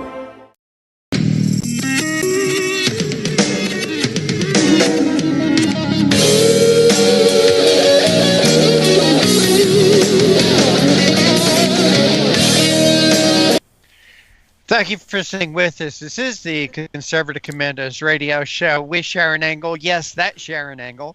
And yours truly, Rick Trader. And for rebroadcasts of our show, check out our website, ccrshow.com, for the radio show. TV show can be found at conservativecommandosradioshow.com. Like us, friend us, and follow us on Facebook and on Twitter. Our guest this segment is Craig Richardson. He's the president of the Energy and Environmental Legal Institute. Craig, thanks for holding through that break. We appreciate your time. Sure thing. Don't you find it ironic, or is it just me, that the Rockefellers are behind this and Standard Oil is how they made all their money, and Standard Oil, became Exxon, and I just find there's something wrong there. Well, I used to use the line because we actually did a whole report on the Rockefellers themselves, and my line was that all roads lead to Rockefeller Plaza. You name an issue, and I will show you. I mean, literally, the land that the United Nations sits on is their property. So, wow. I mean, they are in everything, and the reason we have so many pharmaceuticals in our healthcare because they pushed that in the 30s. You name an issue, and they will have their grubby little hands on it. Right. And they've done more damage to this country than any other family that has ever come along. We're discussing an article that Craig wrote. Bogus climate change lawsuits need to stop. And again, New York Attorney General Barbara Underwood recently filed a lawsuit against ExxonMobil, alleging the company failed to account for the real future cost of complying with greenhouse gas emission regulations. I have a solution. I have a solution to stop all these lawsuits. I guarantee it would stop the lawsuits. Stop selling oil in New York. Stop selling gasoline in New York. I mean, that will solve the lawsuits. you see, you were talking about what's happening in France. What would people in New York do if they can't buy oil to heat their home, if they can't buy gasoline to drive their car? These lawsuits would stop on a dime. I'm serious. I'm a Red Sox fan. You got no qualms from me.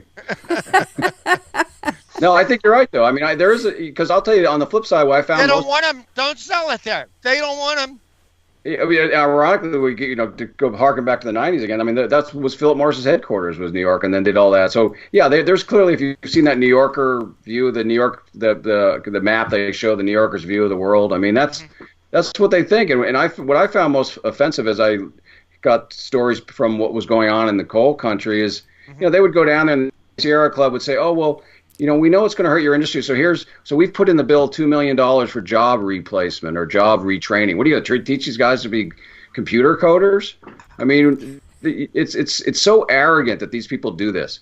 And I know you have a great appreciation for that part of America. That is so much a part of America. And to think that these guys go down there and say that they can dictate the energy policies, not only that affect those local communities, but then us nationally, because the Sierra Club has convinced everybody that the world is falling apart, and that's just not that's not the case. And then at some point, we're at least got again outlets like yours where we can get but look at how New York is orchestrated. It's not just the fact that they own the attorney generals.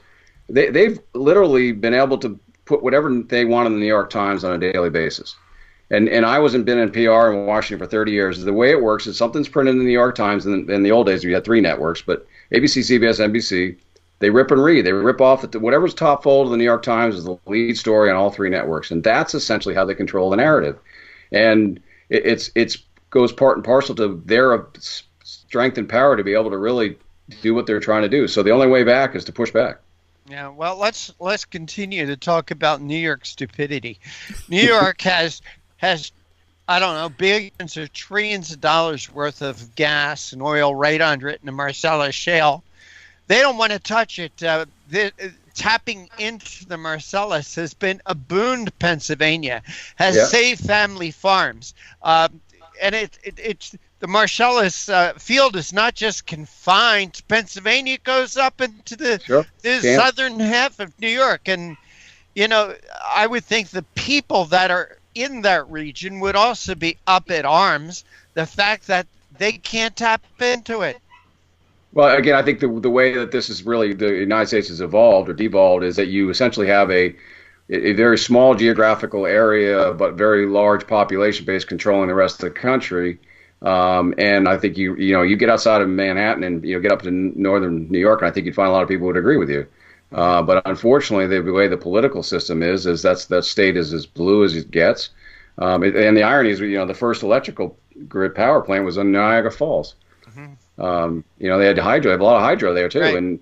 And for some reason, these windmills that break down and are eyesores are the things they put on solar panels on people's houses somehow are renewable, but hydro, they don't even count hydro as renewable. So, I mean, you realize that it's a political move. It's a ideological doctrine these people are pushing, and none of it makes sense. And I agree with you 100%. I mean, and there are a lot of people, I'm sure, in those states that are very blue that are having a problem with this. Right. Our guest this segment is Craig Richardson. He's the president of the Energy and Environment Legal Institute. Have you ever been to France? Have I ever what?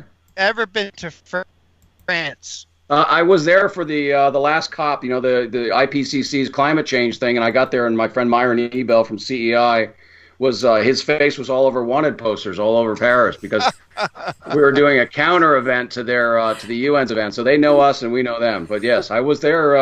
It was actually a couple months after they had the terrorist attack there.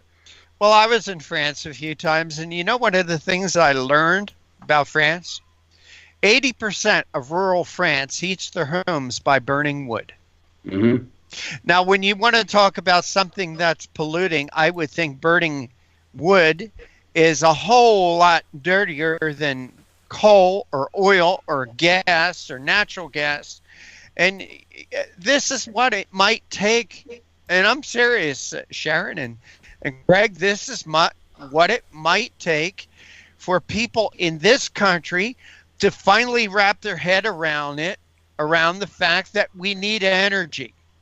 We need cheap energy, and we need a whole lot of it. Not just to power our cars, not just to heat our homes, but just for our industry, for our businesses. I'm surprised. You know, Craig, I'm surprised it's taken this long for the people in France to revolt against these high energy prices. When I was there, 8 years ago, when I was there, the price of gasoline worked out to about $6 or $7 a gallon at that time. You know, I'm surprised it's taken them this long to finally revolt. Well, I think what you've seen, and again, I don't think it's a coincidence, but what you have a similar model there. You've got a large metropolitan area in Paris, and you know, the good, and we like to make fun of the French, but they actually are very entwined with our history. I mean, we wouldn't have America if it wasn't for them. You know, they came and they lent us the ships and the money. Vice versa. Yeah, right, and we help them, and you know, so we do like to make fun of them because they, but that's just the way it is. But no, if you get outside of, you know, you get to southern France, I mean, they're very, very fond of Americans, and they're very fond of them. I was at an Atlas Freedom Foundation event, and I had a Parisian come up to me, and I was complaining about where America was going, and he literally grabbed me by the arm and shook me and looked me in the face, and he said, "You can never give up." He said, "Because if America gives up, the world is gone." He said, "I will never go back to France again. I live in New York now, and I will never go back to France because this is where freedom is." And so we have to, you know, pray for our brothers and sisters over not only in France, but in, I mean, you're going to see this, you know, as much as the corporate fake news is trying to tamp this down, this is going to be the spark that lights the rest of the Europe, because they've been following these same green plans now. They're all into the same thing. I mean, it's all the UN driven, all these unrealistic renewable targets that are driving these things. And they're the first ones to step up, but they're all coming. I mean, in England, you talk about burning wood. We did an energy poverty video. They're burning their seniors are burning books. They're going to the bookstore to buy books. Wow. Because they can't afford it. And and typical Brits have the wonderful euphemism. They call them winter deaths, and that's what happens when people freeze to death because they can't heat their homes. And there's tens of thousands of those. So, I mean, they've been sweeping this under the rug. They've been using euphemisms for what this is, and it's literally killing their people. And between that and the immigration policies over there, you know, they're saying no mas, and they're literally taking to the streets. Craig Richardson, I wanted to touch on another name, Tom Steyer. All right, Tom Steyer is making noise like he's going to run for president. Yeah, I hope so. You hope so? Well, I hope so too. He's too much of a coward. He would never do it. Well, you know, this man is, in my opinion, is a total hypocrite. You know, I guess about 3-4 years ago, he was talking, well, during the Obama years, he was talking about the Keystone Pipeline, how terrible we have to stop the Keystone Pipeline. What I found out about him, he was invested in a company that was invested in the Trans Mountain Pipeline. Now, if you shut off the oil coming out of Alberta from coming into the United States through the Keystone Pipeline, an alternative would be to ship it to the west coast of Canada for export to China. Now, how are they going to get that oil from Alberta to Vancouver? Something called the Trans Mountain Pipeline. And that was Tom Steyer. And now he's talking about, oh, oil's a dirty thing. He made a lot of money off the Trans Mountain Pipeline. Yeah, well, before he became a born-again green, he made all his money in coal-fired power plants through Fallon investments. In fact, even while he claims he's no longer part of Fallon, Fallon's still investing in overseas coal-fired power plants in Vietnam. Now, the guy is a sham. He is the worst type of American there is. He's claiming to be green. He's claiming to be helping the environment. By the way, he's another New Yorker. He's a Manhattan-bred guy who went out to the West Coast. You look at his pedigree. His dad was Cromwell in one of the big law firms there. He had all the pedigree that those people have, and he got in early, into investments into energy, and then all of a sudden, when he and Al Gore saw the green energy boom coming along, and they could get a guy like Obama in the White House, they suddenly switched over, at least publicly. But like you said, even privately, they didn't. All right. I mean, not bad work if you can get it, I guess. Right. Craig Richardson, president of the Energy and Environment Legal Institute. We want to thank you so much for joining us on Conservative Commandos. Please tell our audience how they could find out about more about what you're doing, what you write, and also about the Energy and Environmental Legal Institute. Sure, we have a website, as everybody does, but our URL is eelegal.org. So anytime they want to pop on there, can get whatever we're up to. And this article where we are referring to, where is that? It'll be right in the front, on the top. Yeah, we have a news section right on the top. It'll be right there when we get there. All right. Craig Richardson, thank you so much for joining us. Take care and God bless. Great, God bless. Thanks so much. Appreciate the time. You're welcome. Appreciate your time. And you are listening and watching the Conservative Commandos Radio Show with Sharon Angle and yours truly, Rick Trader. Don't go away. Sharon and I are going to take a short break, and we will be back with more.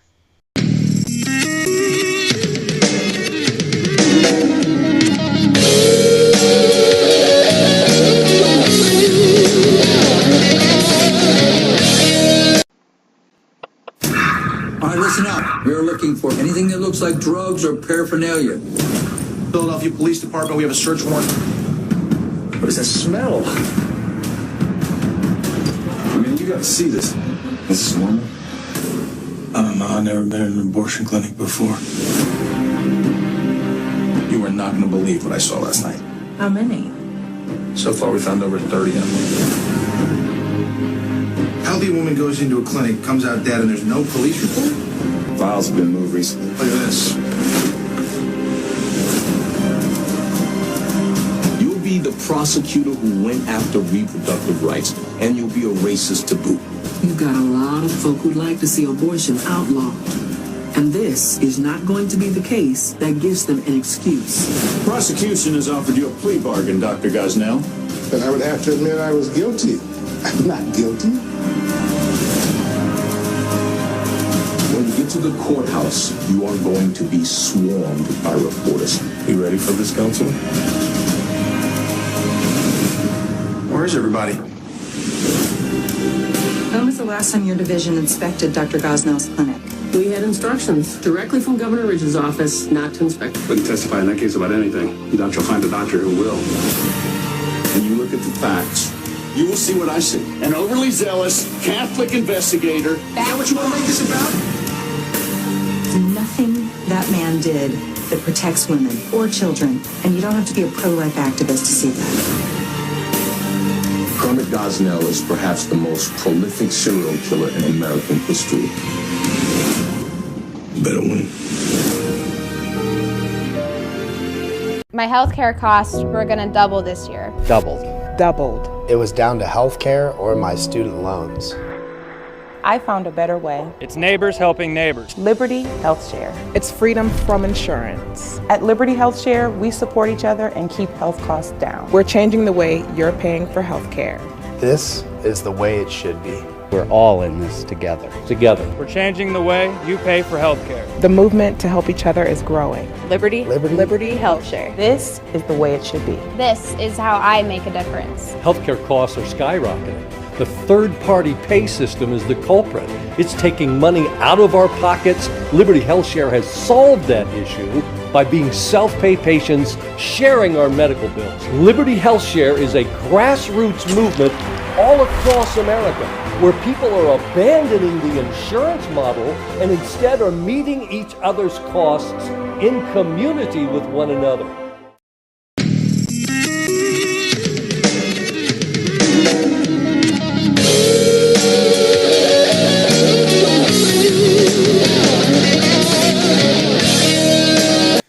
Well, Sharon Angle, I want to thank you for sitting in today as my co-host. Always enjoy spending this time with you and sharing these microphones. And great show, Sharon. Thank you, Rick. You know, we had some great guests, and I want to thank them. First, we want to thank Dan Gaynor, who just exposes every time what we've got going with Facebook and Twitter and Google and YouTube.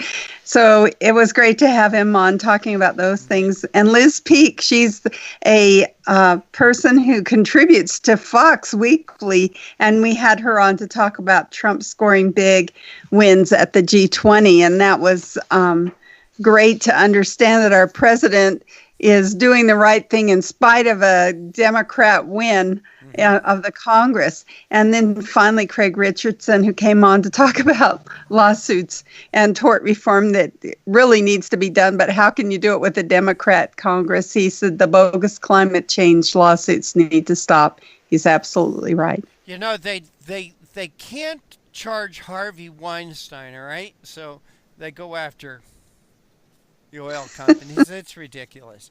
Well, Sharon, for right now, we got to run. We got to go. Take care. God bless. We'll see you tomorrow on TV and on radio.